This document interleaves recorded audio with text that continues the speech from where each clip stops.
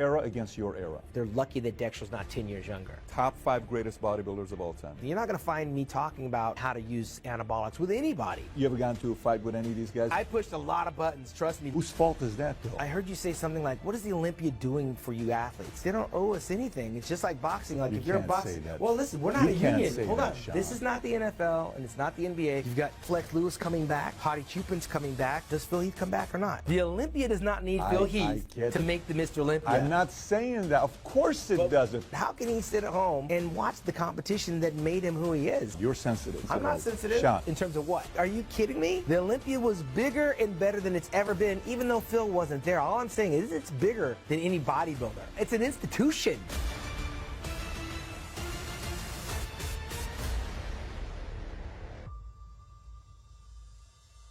How about obviously we know Phil, but I'm more asking about our buddy here. Yeah, Big Ramy is just a promise that hasn't been kept. He reminds me a lot of Cedric McMillan on the day of the Olympia. Ramy has some properties that are really good. He just hasn't tried to sculpt it. Those quadriceps he should never, ever press. He's got to bring those quads down. If his quads were down, it would look more palatable because the arms are so big. He has potential right now to come into this year's Olympia and do some things. Do some things means first or second? He could do some things because of the people he's up against, including Brandon Curry. By the way, you think he can win it all? By the way, Brandon Curry beat him in his last Olympia. Brandon was 5th and he was 6th place. He wasn't in shape, but him in shape, Brandon Curry hadn't beaten him. So I'd like to see that rubber match to see which direction they go. Okay, our buddy here from Iran. Yeah. What do you think about his physique? People's champ. It's not a favorite physique of mine. He doesn't have the Labrada-esque type shape. The calves are kind of light. The waist is not very tapered. He's got some good muscularity. The quads don't have the type of sweeps I like. But he's competing in a lineup where he can do very well.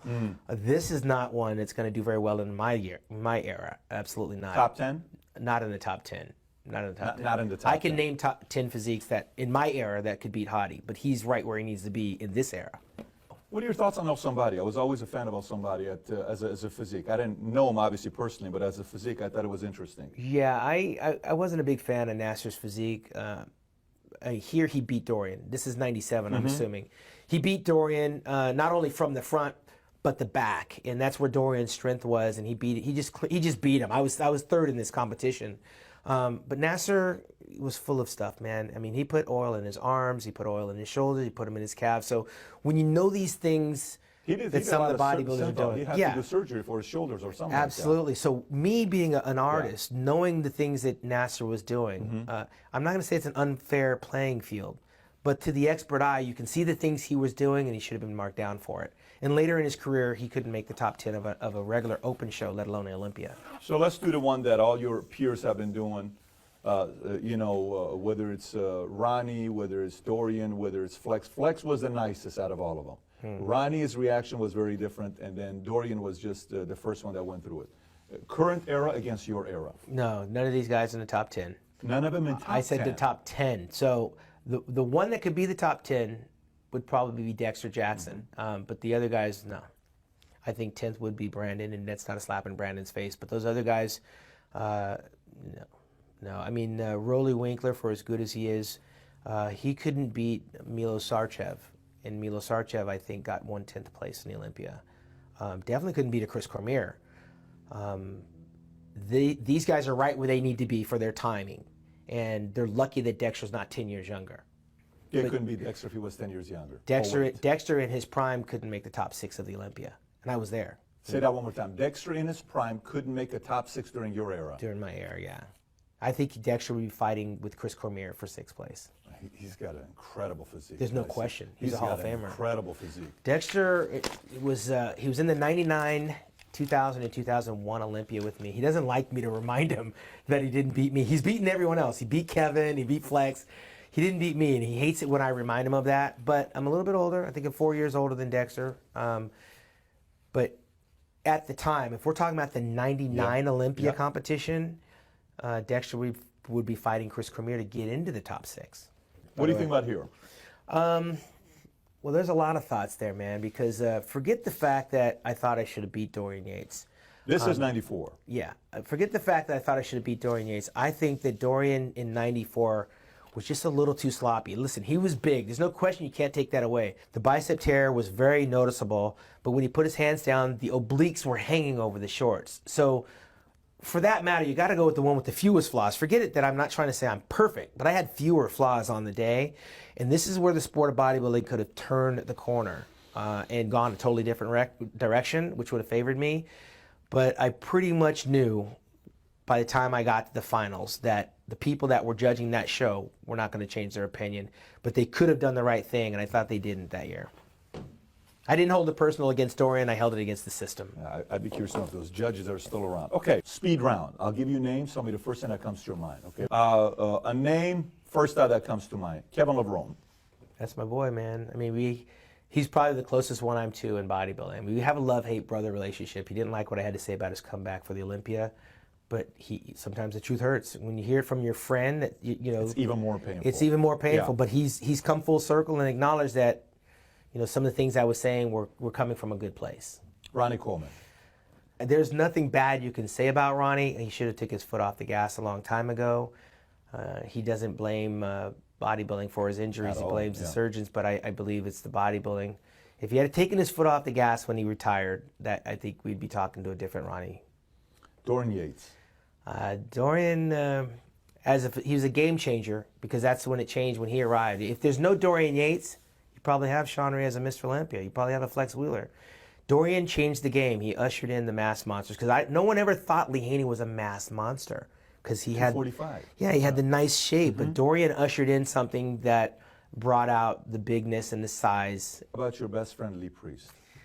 I think Lee, he's a loss. He's lost, bro. I mean, Lee's animosity towards me goes back to me taking one of his girlfriends. Actually, I didn't take his girlfriend. It was his ex-girlfriend that I wound up being with, and he never got over it. He never beat me. I was never in competition with him, but every time I turned around, he was dropping my name in a negative sense. He's a guy that's still trying to find himself. You can tell with all the paint all over his face. He's running from something. Cool. Phil Heath. Man, I would have to say, because I was closer to Phil when he first turned pro than after, because I worked for a different magazine. I worked for Muscular Development. He worked for Muscle and Fitness. And so we've had this big chasm come between us. So he's somebody different now. But I got to say, he's self-made.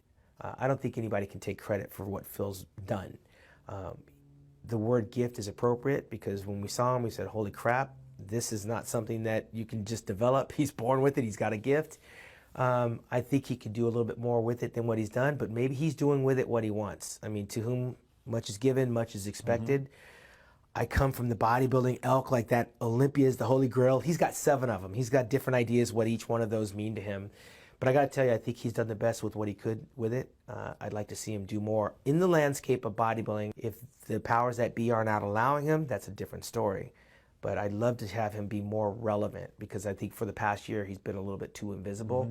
And the best thing for bodybuilding right now is if Phil came back, takes his title, because I believe that has his name on it. And if you're asking me to give him advice, Phil, go back to your first love, get that title, tie that record, and then go for number 9. He has a very small window at his age that he could actually wind up with 9.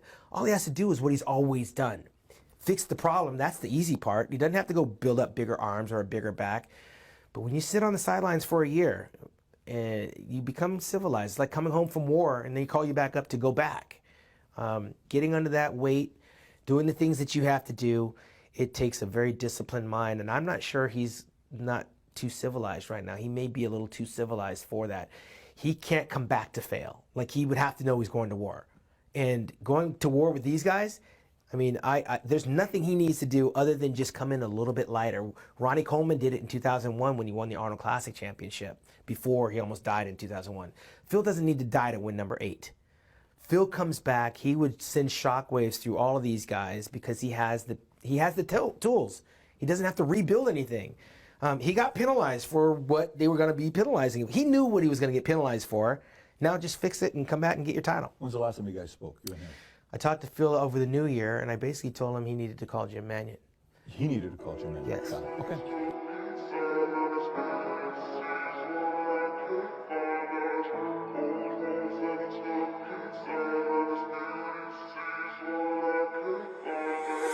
promise.